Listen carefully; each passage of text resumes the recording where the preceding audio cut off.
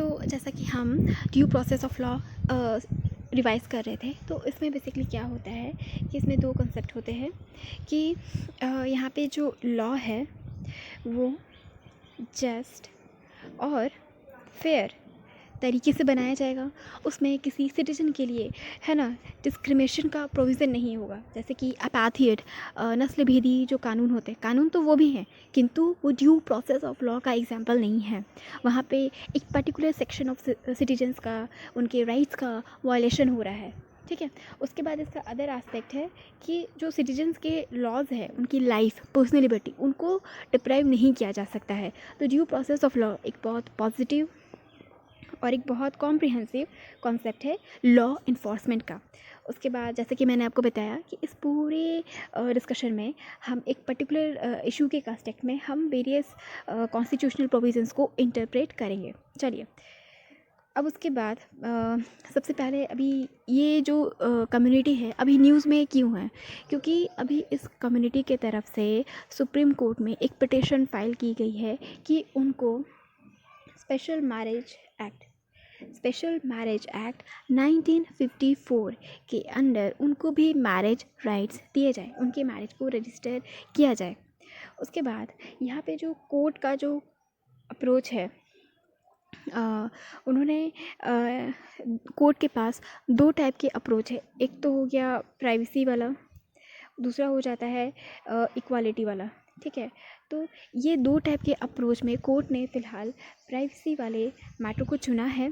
Privacy approach यहाँ पे उन्होंने रखा है और अभी उन्होंने मतलब मैरिज इक्वालिटी ग्रांट करने के लिए अभी स्टेट को अभी उन्होंने नहीं बोला है।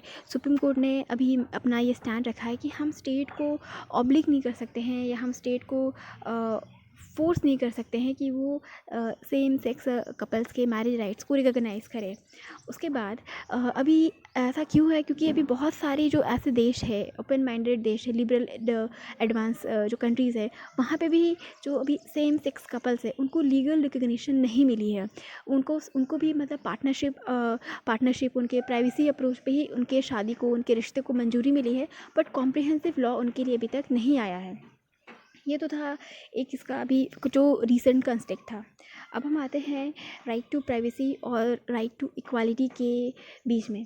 देखिए, जो सेम सेक्स कपल्स है अभी उनको किसी भी अभी सोसाइटी में बहुत मान्यता नहीं मिली हुई है। जैसे कि एक हेटेरोसेक्सुअल कपल को मिलती है, तो किसी भी सोसाइटी में बेसिकली जो कपल्स होते हैं हेटेरोसेक्सुअल, तो दोनों जेंडर से उनके कुछ रोल्स एक्सपेक्ट किए जाते हैं। मेल से होता है कि स्पेशली जैसे हमारे इंडियन कॉन्सेप्ट में कि वो वंश वृद्धि करेगा, पैसे कमाएगा।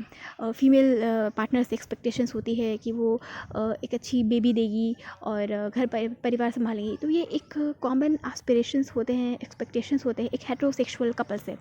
तो इस केस में जो सेम सेक्स कपल्स होते हैं वो कहीं ना कहीं सोसाइटी के कुछ एक्सपेक्टेड नॉर्म्स को फुलफ़िल नहीं कर पाते हैं। दैट्स वाई इनको लीगल और सोसाइटी रिकग्निशन इनको नहीं मिलती है। यहाँ पर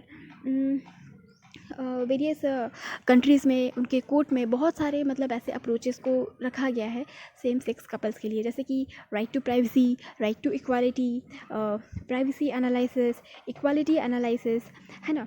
तो सबसे पहले मैं आपको एक एग्जांपल देती हूँ। अब ये जो टर्म्स है मैं इसको एक्सप्लेन करने के लिए मैं आपको एक बहुत ही अच्छा एग्जांपल देती हूँ। होप आपको ये एग्जांपल क्लियर हो जाएगा।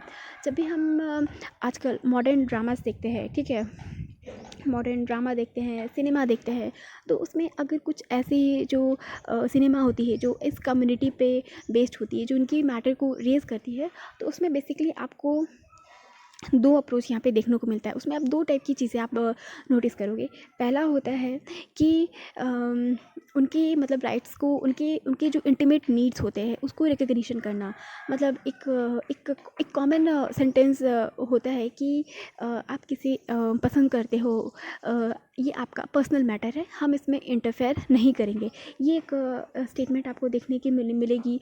और ऐसा बोलने वाले जो होते हैं वो बेसिकली उनके बहुत क्लोज सर्कल के होते हैं, मतलब बेस्ट फ्रेंड ऐसे करके, या बहुत ही लिबरल पेरेंट्स जो होते हैं ऐसे करके। तो इस सेक्शन से आपको ये मिलेगी कि ये आपका पर्सनल अप्रोच है, पर्सनल ओपिनियन है कि आप किसे पसंद करते हो, किसके साथ रहना चाहते हो। दूसरा अप्रोच जो उसमें होता है, हाँ, जो सेकंड अप्रोच होता है वहाँ पे लॉ का, तो आप इसमें देखोगे कि वहाँ पे उनके मतलब मैरिज राइट्स को रिकग्निशन करने के लिए उनके पास स्ट्रगल होता है। उसके बाद फिर अडॉप्शन, बेबी के लिए उनको इश्यूज़ होते हैं। उसके बाद बहुत सारी सोसाइटी हो गए या कुछ केसेस में पेरेंट्स होते हैं, तो उनकी कैसे उनकी जो रिलेशनशिप है उसको एक्सेप्टेंस नहीं मिलता है। तो इस तरीके से आप इस सिनेमा में ये दो पैटर्न आप नोटिस करते हो। ऑलराइट, तो ये हो गया। अब इसी कंटेक्स्ट में अब मैं आपको इस एग्जांपल के साथ अब ये जो इशू है मैं आपको एक्सप्लेन करती हूँ। देखिए, यहाँ पर जो राइट टू प्राइवेसी है, तो इसका सीधा मतलब ये होता है कि आप किसे अपना इंटीमेट पार्टनर चूज़ करते हो, ये आपका प्राइवेट मैटर है। इसमें कोई सोसाइटी, स्टेट, कानून आपको प्रेशराइज़ नहीं कर सकता, आपको सिखा नहीं सकता कि आपको किससे शादी करनी चाहिए, आपको किससे शादी नहीं करना चाहिए। यहाँ पे किसी का कोई इंटरफेरेंस नहीं है। उसके बाद लेकिन राइट टू इक्वालिटी जो हो जाता है ना, ये बहुत बार, जैसे मैंने सर्कल बनाया ना, तो मान के चलिए इंडिविजुअल अप्रोच अगर यहाँ पर है, उसका अगर दायरा इतना है, तो इक्वालिटी अप्रोच बहुत बड़ा दायरा हो जाता है। क्योंकि जब आप राइट टू इक्वालिटी की बात करते हो तो यहाँ पर आपको लॉ है, आपको लीगल प्रोटेक्शन मिल रही है, आपको सोसाइटी है ना, स्टेट आपको एक्सेप्ट करता है।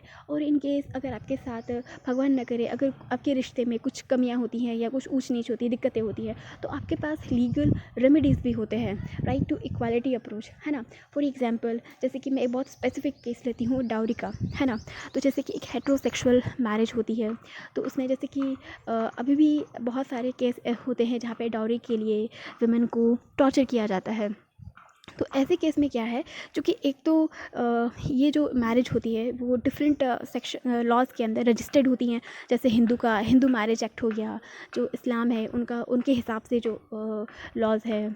और अगर इंटर रिलीजियस भी है तो उनको स्पेशल मैरिज एक्ट के थ्रू उनको रजिस्टर किया जाता है। तो यहाँ पे जैसे कि डाउरी के जो केसेस हैं, जो विक्टिम वुमेन होती है, तो उनको यहाँ पे लीगल रेमेडीज़ हैं, है ना, सबसे पहला बात। और दूसरा बात होता है कि यहाँ पर जो वुमेन हैं उनको बहुत सारे केसेस में फिर उनके मायका, है ना, जो उनकी मैटरनल फैमिली होती है, उनका सपोर्ट होता है, उनके तरफ से उनको मेंटल सपोर्ट, फाइनेंशियल सपोर्ट दिया जाता है, और कानून का सहायता मिला जाता है, लोगों की सिंपैथी होती है ना, जो फीमेल है, वाइफ है। तो ये हो गया एक हेट्रोसेक्सुअल कपल में अगर कोई दिक्कत हो रही है तो उसके लिए एक सिस्टम है, एक ग्रीवांसेस रिड्रेसल मैकेनिज्म है, सपोर्ट सिस्टम है। लेकिन जो सेम सेक्स कपल होते हैं उनके केस में ये चीज़ें कम्प्लीटली मिसिंग है।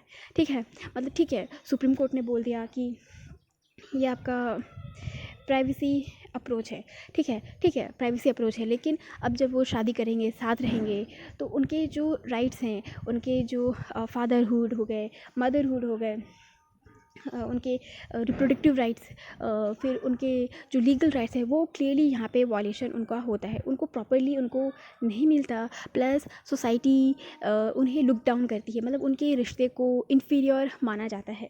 तो ये जो चीज़ें हो जाती है ना, वो हो गया राइट टू